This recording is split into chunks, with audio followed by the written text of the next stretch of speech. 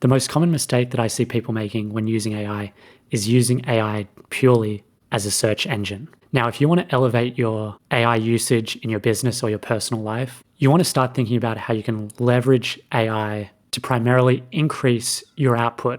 And by increasing your output, the quality of your output should also increase. So if you're trying to increase the quality of your output, you might ask, hey, what's the best model I can use? And that's a fair question. But to be honest, the best model is going to change, and it's going to continue to change potentially every few months or so for who knows how long. What I think is probably more important than model selection is actually how you're going to be interacting with AI based on the tasks that you're trying to accomplish. And if you've watched any of my previous videos, you know that I'm primarily working with Claude Code. And Claude Code's not a model in itself, it's actually a harness. And I want to spend some time in today's video to talk through what exactly is a harness and why it might matter to you. Now, there's no formal definition for harness in the AI world.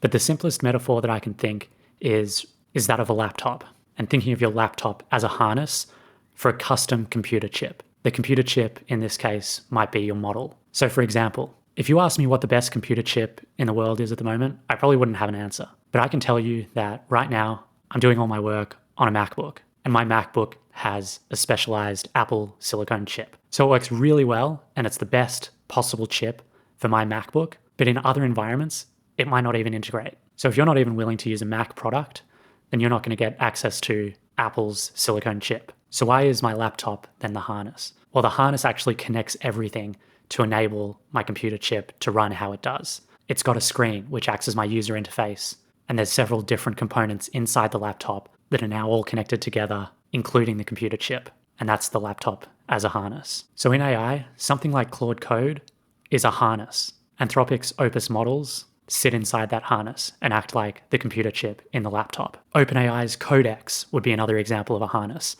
It runs specific OpenAI models inside of it. Likewise, Cursor, it's an IDE, if you watched my last video, and it's also got an agentic system, which is its own harness for many models that you can run, including OpenAI models and Anthropic's models. Technically, I'd even call ChatGPT a harness. It's a UI, it's a conversation manager, it manages tools, it's got system prompting. It might not seem like it's a harness, but just like the laptop in terms of connecting tools, hardware, and layering in some kind of user interface, I think it actually meets the definition of harness. So I don't want you to think that a harness is some out of reach, secret or hidden part of AI that is going to unlock your next productivity boost, because a harness can look like many things. So I'll give a quick overview of what a harness actually is and the different components that it can be comprised of. And finally, I'll work that into why I think the Cursor Claude Code harness is one of the best setups for AI systems right now. To try to unpack what a harness is, I've opened up the chat product inside OpenAI's developer platform, and we can see how they've laid it out. And what we're looking at here is essentially a harness. So in this case, we can see that a harness is made up of a model, variable, tools, developer message, and prompt messages. So we can easily select different models to use, but in this case, we'll stick with GPT-5. In terms of tools, the harness will instruct our AI to have it use certain or specific tools.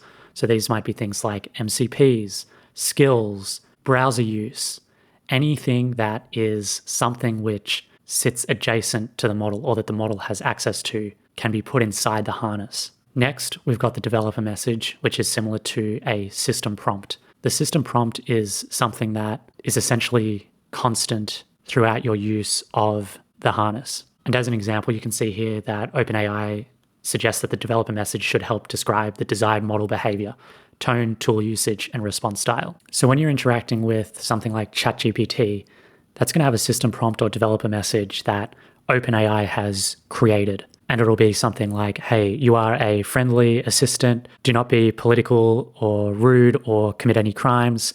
Help the user with their response. That's obviously a super basic system prompt, but it gives the idea across. So in our harness, we're actually going to change that to becoming that you are a French tutor, respond in both French and English to help the user learn the language, keep it firm but friendly, and use code blocks as necessary. So I'm informing it on its tool usage and really how I want the output. Now I've got a user message, and this is typically what you would type into the ChatGPT text box. And this might be a series of chained responses. But here we can now start it with a question. What is the capital city of Australia? We can run that, and hopefully it's going to respond how we've said. And it's got English and French, just like we prompted it. In this case, because it's not a code-driven question, it's not going to use code blocks. But if we gave it a code-related question, ideally it's going to both respond in English and French, and it'll go through a series of code blocks as well to answer those questions. Now, if I was able to wrap this up into an API endpoint and create a UI around that, that's a harness that I could distribute and let anyone learn French through that way. And this might be better than how you might be using ChatGPT today. You might have a list of prompts that you're using repeatedly through the day or through the week to help you with repeated tasks. And you'll come in and you'll inevitably paste your prompt, which is probably going to be much longer than this. And then you're going to paste in the specific information that you want that prompt to work with. You'll hit run and it's going to generate something. And in this case, it kind of does it. It's certainly different. It's a different output.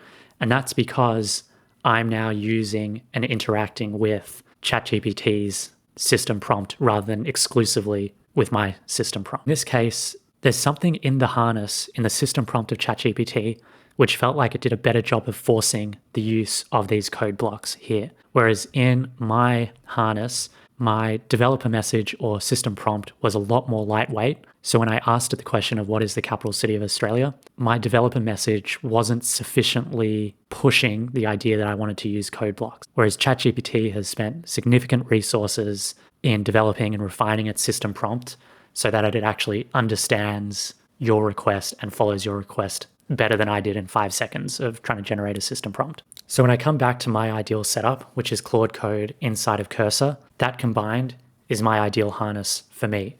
As I've got access to all of the latest Claude models here, I've got access to a directory and file viewer system, and I can view those files here. And to me, and my use case, and what I want AI to do, this is my best setup. Now, I can understand that might be intimidating for a lot of folks that don't have any development experience. And Anthropic's response to that is by building the Claude desktop app. There, you've got access to chat, co-work, and code. Now, this Claude Code is similar but different to the Claude Code that I'm running in Cursor in terms of the UI. This UI might be a lot more approachable to a lot of people, and that changes it as a harness. I haven't done any extensive testing on this, but I suspect how you work with Claude Code here in the desktop app slightly different to how it runs directly in the terminal. But I haven't tested that yet. But I suspect there's some subtle nuances of how the Claude desktop app is set up and how it's trying to work with users that is going to make their outputs different. And it may not be better or worse. It's going to be what works for you. And the reason I believe that is that there are companies out there that measure the performance of models inside different harness or environments.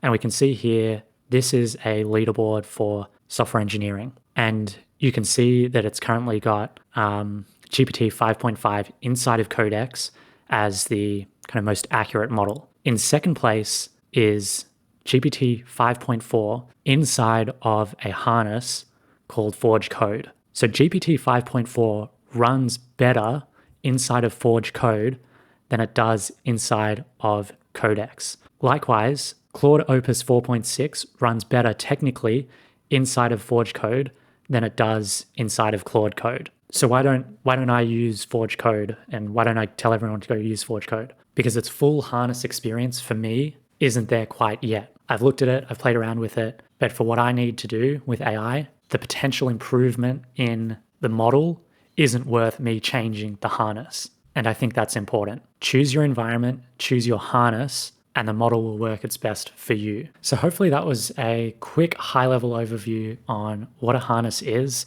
and why it may or may not matter for you. It all depends on what you're trying to accomplish in your business. Because what works for someone and how they use that tool is going to be different to what you're trying to do and your level of comfort with the tools available. The goal of this video is to try to encourage you to stop thinking of AI as a search engine, where essentially ChatGPT or Claude is a hammer, the nail is the model, and you're hammering it in. Likewise, I don't want you to be scared about creating the best AI infrastructure, essentially trying to use a nail gun every time you need a nail hammered in. I want you to spend some time thinking about what you're trying to accomplish with AI and what's the best way you can do that. I don't mind you asking the question because it shows you are probably trying to level up away from basic ChatGPT queries into something more. And for that, I do actually recommend checking out my last video, which was on the basic setup of using Claude Code and Cursor together to create your